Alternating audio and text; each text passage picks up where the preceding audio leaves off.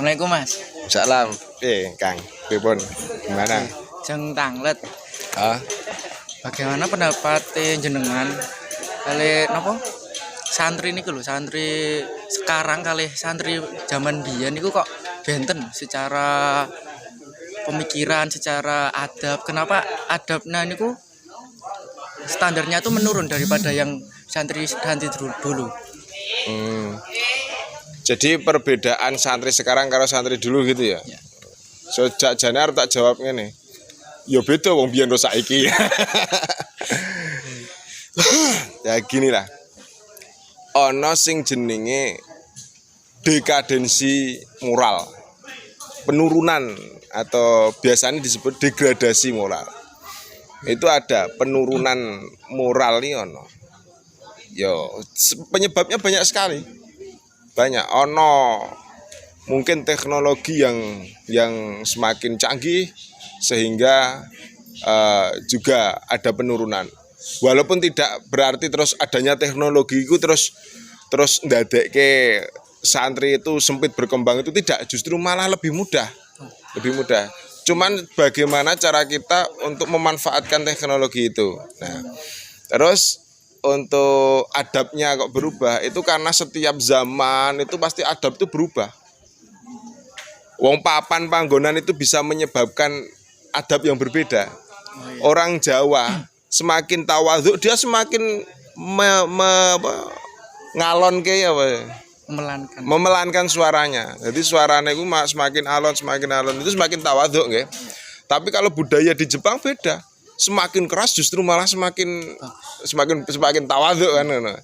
Terus menghormati orang di Jawa, semakin kita merunduk itu berarti semakin kita hormat. Mungkin di budaya lain beda, ngadeg kan malah menghormati itu. Nah itu jadi adab itu tergantung karo papan panggonane, tempatnya di mana itu tergantung seperti itu. Nah kalau penyebabnya ya akeh, mulai zamannya jelas yang satu zaman wis mulai tua toh, berarti ya wis mulai goyah seperti itu. Terus faktor yang menurut jenengan itu paling mempengaruhi dalam perubahan adabnya apa? Ya semakin semakin akses ke keluar masuknya adat budaya dari luar itu sudah tidak bisa dibendung lagi. Kita sekarang bisa mengetahui luar negeri, kita bisa mengetahui barat, itu kan sudah tidak bisa dibendung lagi. Contoh zaman dulu, musimnya mungkin di Jakarta orang memakai celana itu yang kompor bawah itu, lah di sini belum. Mungkin selang setahun lah atau 5 bulan atau 5 bulan ke atas, 5 sampai setahun, 5 bulan sampai setahun itu baru orang iso mengikuti adatnya. Nah saiki ning misal di Korea ada tren apa, kini kan langsung iso akses kan, jadi kita langsung bisa mengikuti. Nah caranya cuman gini, sekarang santri itu harus juga melek digital. Nah, contohnya ngene kan ada video. Jadi santri jangan kaku, jangan takut di syuting, jangan takut di video ya gitu. Jangan takut. Soalnya dunianya seperti ini sudah. Kalau tidak seperti itu kita terkikis, santri terkikis. Tapi kita kasih konten-konten, acara-acara kegiatan sing mendidik. Jangan sing merusak moral lah gitu. Kita kuati di situ aja, kita caranya seperti itu. Terus kalau masalah orang tua yang kurang mendukung anaknya di pondok, semisal anaknya itu ingin balik tapi peraturan pondok tidak membolehkan itu, tapi didukung oleh orang tua, bagaimana mengatasi itu? Contohnya gimana contohnya? Contohnya begini, contoh ada anak SMA tidak boleh di pondok itu nggak boleh mainan HP, tapi karena tuntutan zaman itu menjadi dalih orang tua dan anaknya. Ini udah tuntutan zaman harus pakai HP, dan orang tuanya tuh malah mendukung anaknya untuk membawa HP, padahal peraturan di pesantren tidak boleh membawa HP. Nah itu juga apa dilema bagi pengurus pesantren, pasti dilema toh. Iya, ini aturan pesantren tidak boleh membawa HP demi kebaikan si santri kan, demi kebaikan anak, untuk biar fokus ngaji, nggak usah mikirin yang lain. Tapi ternyata orang tua malah memberikan karena itu sebagian. Sebenarnya gini kok, untuk orang tua ya, untuk para orang tua, kita belajar HP itu bisa otodidak. Usia berapa belajar HP bisa. Toh nyatanya dengan gadget itu semakin berkembang, orang-orang tua itu kan, para ibu juga ikut berkembang toh.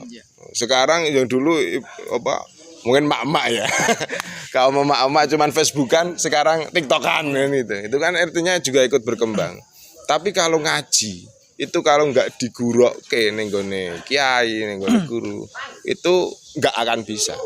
Jadi yang perlu dipahami oleh orang tua ya kita ikhlaskan waktunya beberapa tahun untuk anak ngaji di pondok, belajar di pondok, baru nanti dikasih HP. Itu yang harus diberikan pengetahuan kepada orang tua, dan orang tua harus mendukung karena ini juga untuk kebaikan anaknya toh. Seperti itu. Sebab gini, ada ini solahul abba sababun li solahil abna. Wong tua, bapak sing soleh, ayah yang soleh, atau orang tua yang baik, yang soleh, itu bisa menjadi sebab solehnya anak. Nek kepengen duweni anak sing soleh, wong tuane soleh ngene. Wong tuane ora soleh, toleh. Untuk wong tuane ora soleh, kok anaknya kepengen soleh kan ya sulit kan. Jadi sebelum kita menitipkan anak untuk di pondok pesantren, ya sebagai orang tua seharusnya mempersoleh diri dulu. Untuk menjadi soleh kan sulit. Ya wes lah pura-pura soleh dulu. Artinya pura-pura soleh, kita belajar untuk menuju soleh.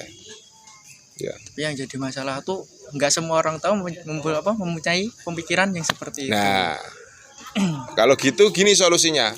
Orang tua harus lihat video ini. Para orang tua harus lihat video ini biar tahu kan itu. Tapi ada beberapa orang tua yang menggunakan dalil untuk dalil. Dalilnya tuh kalau nggak salah, didiklah anakmu sesuai zamannya ya. Itu ya. Gimana? Ya itu gini, sesuai zamannya. Itu artinya gini.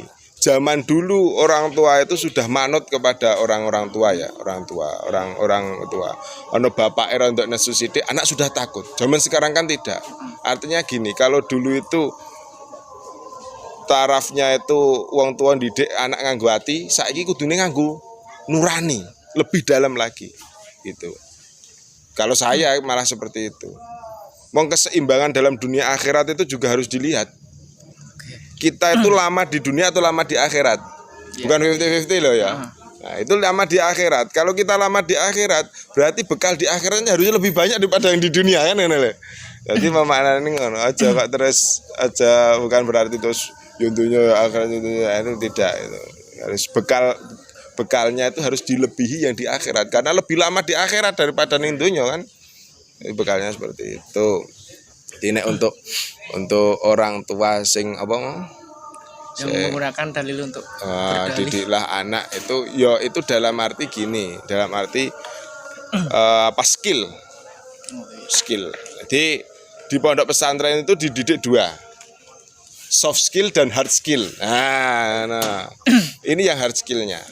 Soft skill itu sabar, qanaah, neriman itu, terus sabar, nerima apanane ya, qanaah itu, terus husnudzon, itu kan soft skill tuh. Santri diajari untuk itu. Lah hard skillnya itu harus dididik zaman sekarang.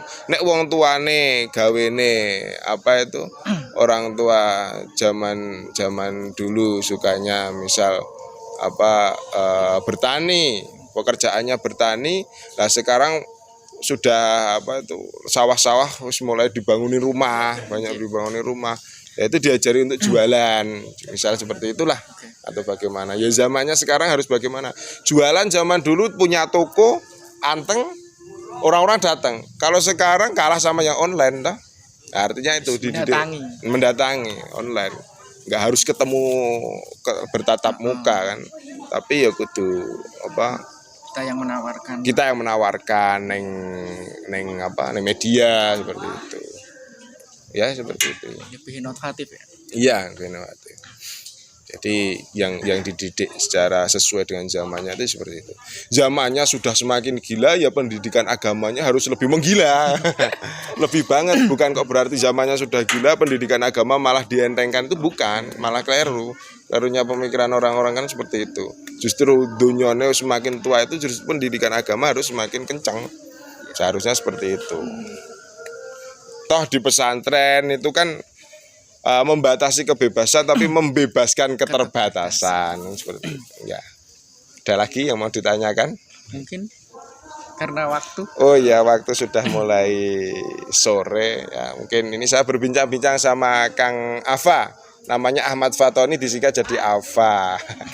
Ya, bisa dilanjut kapan-kapan lagi. Karena Anda yang buka berarti Anda yang nutup sekarang. Oke. Terima kasih telah menonton vlog ini. Assalamualaikum warahmatullahi wabarakatuh.